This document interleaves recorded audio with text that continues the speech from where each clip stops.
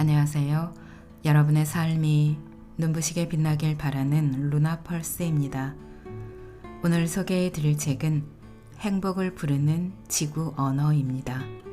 부제는 소소하지만 위대한 50가지 인생의 순간입니다. 저자는 메건 헤이즈, 옮긴 이는 최다인, 펴낸 곳은 애플북스입니다. 저자인 메건 헤이즈는 행복 심리학을 연구한 학자이자 삶에 대한 낙관론자이며 최고 강점은 호기심이라고 합니다. 전 세계의 다양한 단어들이 어떻게 행복을 창조하는지에 대한 깊은 관심을 바탕으로 글쓰기와 정체성 그리고 행복 사이의 연관성을 탐구하여 박사학위를 받았으며 정신 건강을 위해 일기쓰기와 열정을 나누고 있다고 하네요. 행복을 부르는 지구 언어 이 책은 각 나라의 문화의 경계를 넘어 다양한 색조의 행복을 그려내는 전 세계의 50가지 단어들을 소개합니다. 저자는 200여 개의 국가와 셀 수 없이 많은 민족이 사용하는 수천 가지의 언어와 방언 중에서 서로 다른 유형의 행복을 보여주는 단어들을 신중하게 선택했다고 합니다. 우리가 잊고 살았던 행복의 측면을 다시 한번 바로 보도록 해주는 책입니다. 집과 환경, 공동체와 인간관계, 성품과 영혼, 기쁨과 영적 깨달음, 균형과 평온. 5개의 챕터 안에 각 10개의 언어로 구성하여 총 50가지 인생의 행복한 순간을 그리고 있습니다. 한 번쯤은 들어본 단어도 있었지만 대부분이 처음 보는 단어였습니다. 그 단어의 철학적 의미와 삶에 대한 태도를 들여다보는 동안 마음의 평화가 찾아오는 책입니다. 그리고 글에 어울리는 일러스트가 마음을 참 따뜻하게 만들어줍니다. 제 마음에 와닿은 행복 단어를 몇 개 소개해 드리겠습니다. 오늘도 책과 함께 행복한 시간 되시기 바랍니다.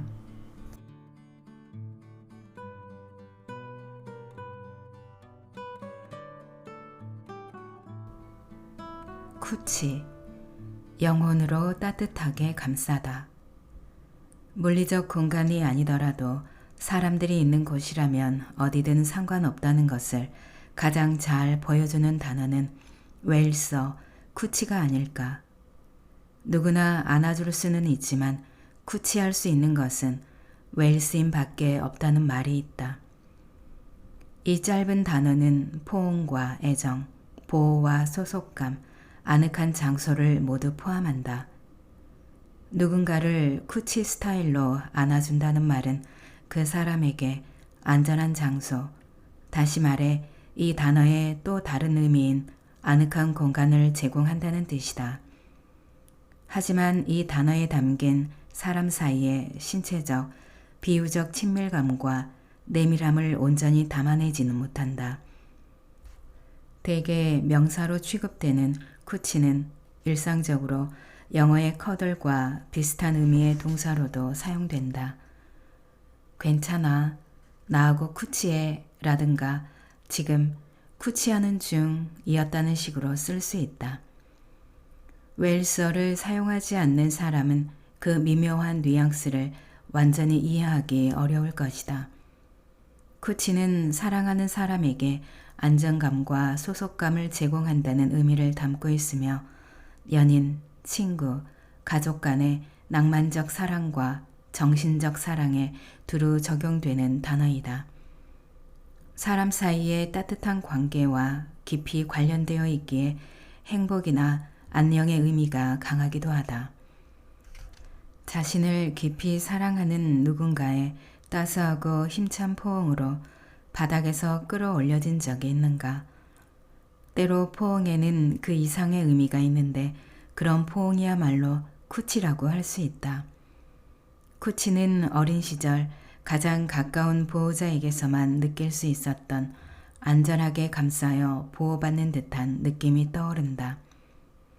무릎이 까지거나 세상에 상처받은 아이에게는 엄마나 아빠 또는 든든한 어른의 다정한 품이 필요한 법이다.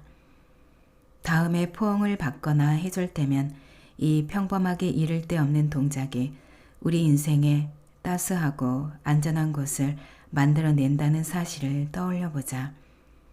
누구나 필요할 때마다 자양분과 안정감과 행복을 찾을 수 있는 곳 말이다.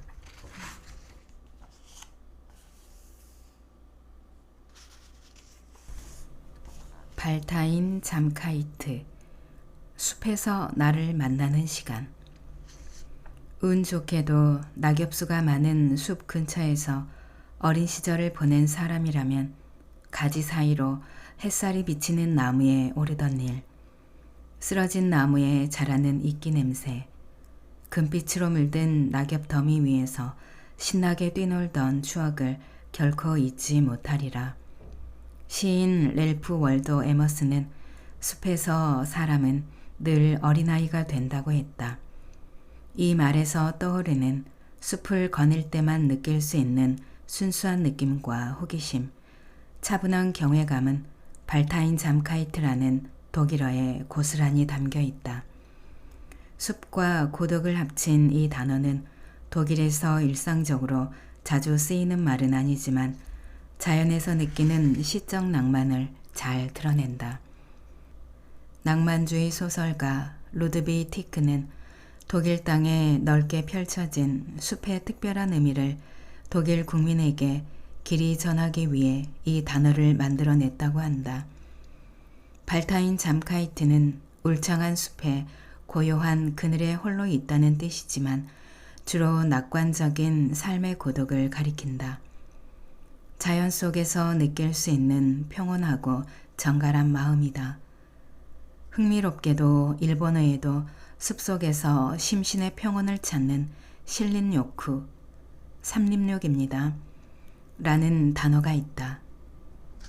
이러한 단어는 동화에서는 마법과 변화를 상징하는 장소인 숲이 우리 내면에 길들지 않은 본질을 다시금 일깨운다는 것을 보여준다. 오늘날에는 야성적인 본성을 충족하는데 많은 시간을 쏟는 사람은 거의 없으리라. 현대인들은 대부분의 시간을 실내에서 걱정과 부담에 짓눌리고 다양한 일을 한꺼번에 처리하며 바쁜 일상을 보낸다. 자신을 잊는 것도 무리가 아니다.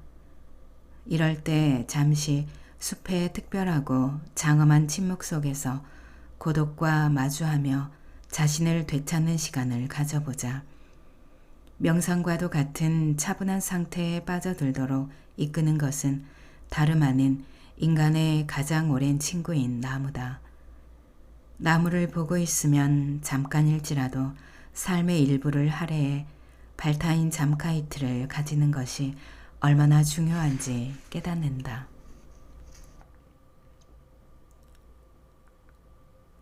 우분투, 함께하는 순간의 소중함. 진정한 행복을 손에 넣는데 없어서는 안 될 매우 중요한 요소는 바로 사람이다. 갓난아기가 살아가기 위해서는 전적으로 타인의 보살핌과 연민이 필요하다. 개인의 정체성, 나아가 생명 그 자체도 다른 이들에게서 주어지는 것이다. 그런 의미에서 인간의 상호성이 지닌 의미를 명확히 보여주는 동시에 찬미하는 남아프리카 졸루족과 호사족이 사용하는 단어 우분투를 만나볼 필요가 있다. 우분투는 단어이자 하나의 철학이다.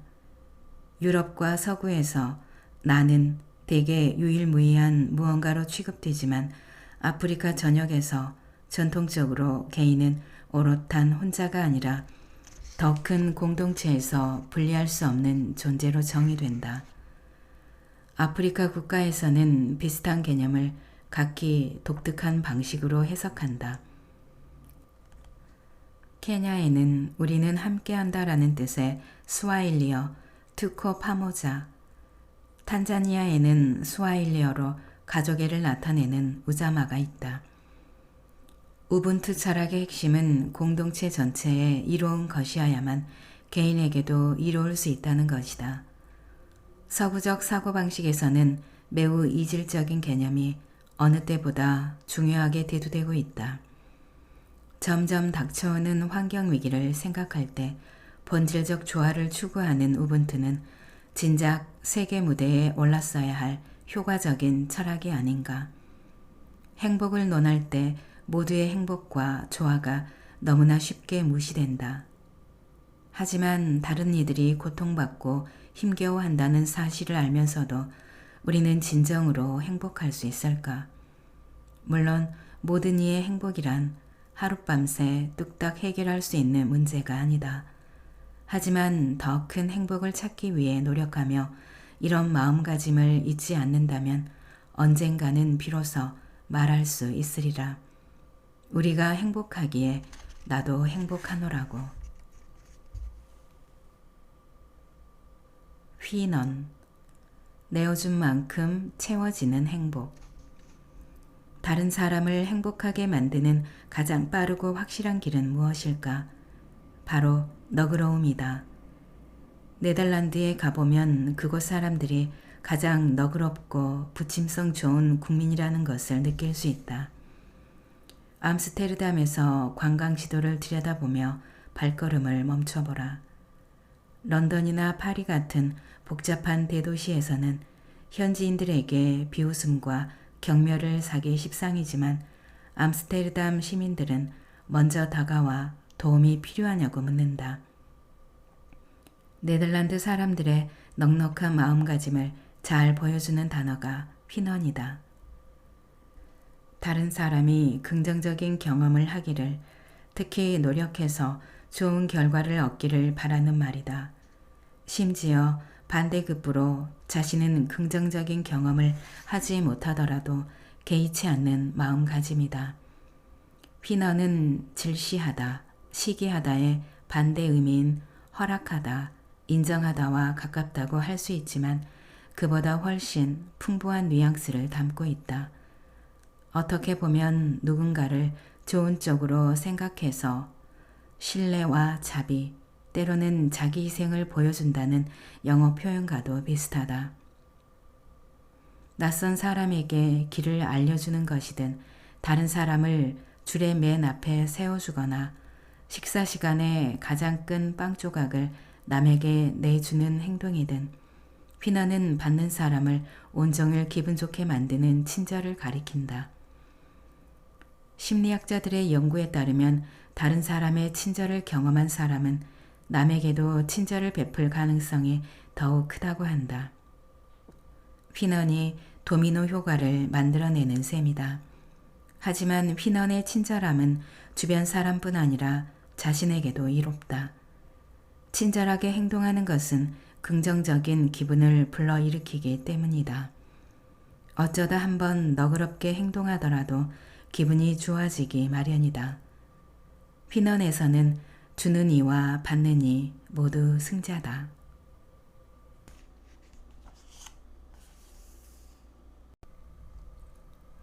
시수, 혹독한 삶에 맞서는 용기. 사람들이 더없이 진지하게 받아들여 국가의 상징처럼 빛나는 단어가 있다. 핀란드의 시수가 바로 그런 단어이다. 핀란드인의 존재 방식에서 뚜렷이 나타나는 시수는 상황이 불리할 때도 뜨거운 용기를 품고 살아가는 자세를 의미한다. 강인한 회복력이 없다면 진정한 행복을 얻을 수 없다. 누구나 경험으로 알고 있듯이 삶은 고난의 연속이다. 행복은 어려움을 무시하는 순진한 낙관주의가 아니라 장애물을 넘어 해내고 말겠다는 긍정적 투지에서 얻어지는 것이다. 시수에는 가능성이 거의 없어 보일지라도 용기를 가지고 역경을 극복하기 위해 노력해야 한다는 정신이 담겨 있다. 이 짧은 단어는 탁월한 의지력 또는 수많은 장애물 앞에서도 장기적인 목표를 향해 나아가는 흔들림 없는 뚝심을 나타낸다. 이 단어는 용기 있다는 의미를 묘하게 신체 장기에 비유하는 간이 크다, 배심과도 닮았다. 시수 또한 핀란드어로 내부 또는 장기를 뜻하기도 한다. 그러므로 시수는 위기의 순간에 종종 발휘되는 의지력을 가리킨다. 이러한 의지력은 외부가 아니라 자기 안에서 끌어올리는 것이다. 일이 생각대로 돌아가지 않을 때 발휘되는 강한 정신력 또는 스스로 동기부여를 하는 능력은 프랑스 철학자이자 작가인 알베르 카미의 명언과도 맞닿아 있다. 혹독한 겨울이 온다 해도 자기 안에서 변치 않는 여름을 찾을 수 있다. 겨울은 진짜 계절일 수도 있고 비유일 수도 있다.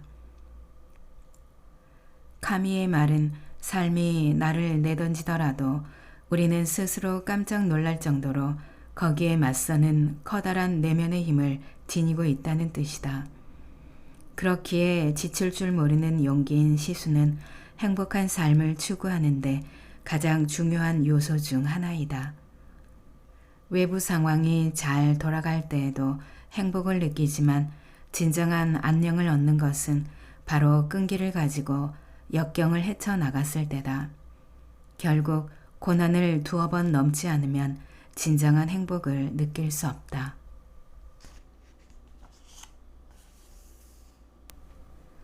세렌디피티, 우연한 순간이 겹칠 때. 누구나 한 번쯤은 기분 좋은 우연이 어떤 것인지 겪어보았으리라. 드물지만 하늘이 돕기라도 하는 듯 뭔가가 딱딱 맞아떨어져 매우 좋은 일이 생기는 즐거운 순간이 있다. 오히려 계획을 세웠다면 불가능했을지도 모른다. 이렇게 운 좋은 순간은 신비로울 정도로 좋은 우연의 일치를 가리키는 세렌디피티에 속한다.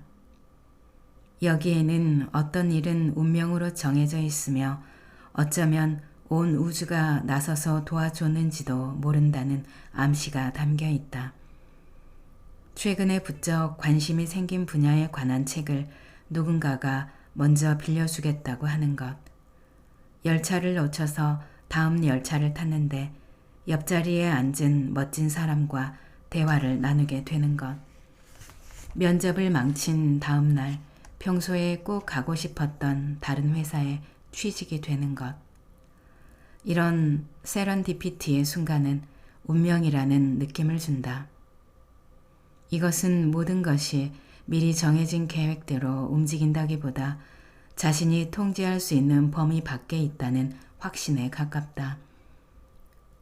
세렌디피티라는 개념은 수세기 전 호레이스 월폴이라는 영국 미술사학자가 처음 만들었다. 지인에게 보내는 편지에서 월폴은 세렌딥의 새 왕자라는 페르시아 동화에서 주인공들이 의도하지 않았으나 좋은 발견을 거듭하는 것을 보고 그 단어를 만들었다고 설명했다. 자기 운명은 자기 손으로 결정해야 한다고 생각하는 서양 문화권에서 세렌디피티는 꼭 나쁜 일이 아니더라도 모든 상황을 자신이 통제할 수는 없다는 사실을 일깨워준다. 댄 길버트를 비롯한 몇몇 심리학자들은 인간이 자신에게 행복을 가져다주는 사건을 예측하는데 매우 서투르다고 한다. 그렇다면 세렌디피티를 기꺼이 맞아들여 우리 삶에 약간의 긍정적 우연을 더하는 편이 공들여 세운 계획을 따르는 것보다 더욱 행복한 길일 수도 있다.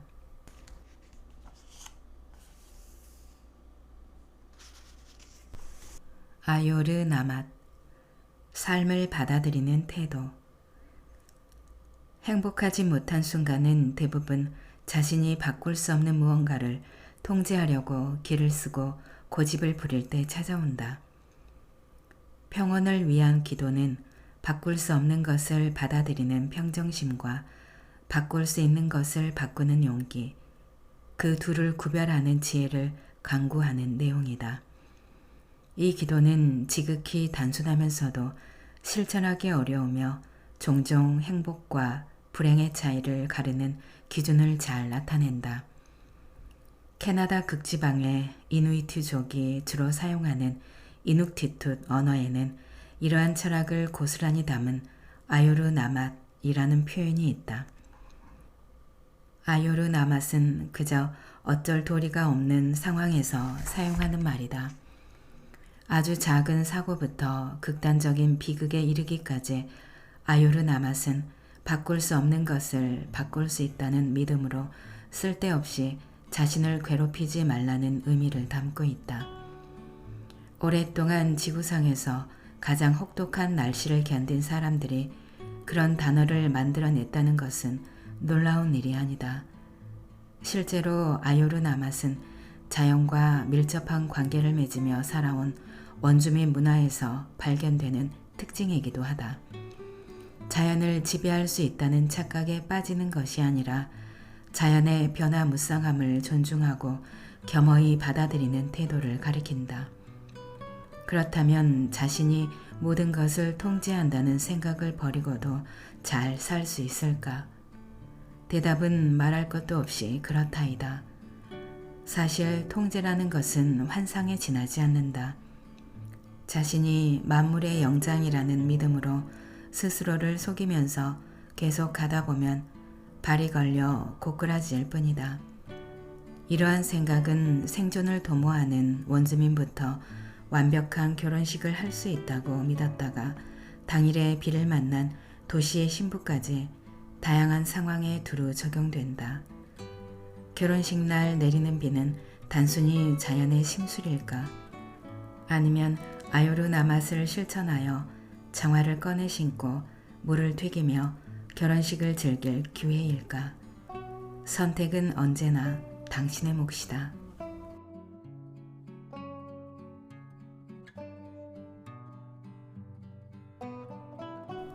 낭독은 여기까지입니다. 여러분의 구독과 좋아요, 댓글은 저에게 큰 힘이 되는 거 아시죠? 오늘도 끝까지 들어주셔서 감사합니다.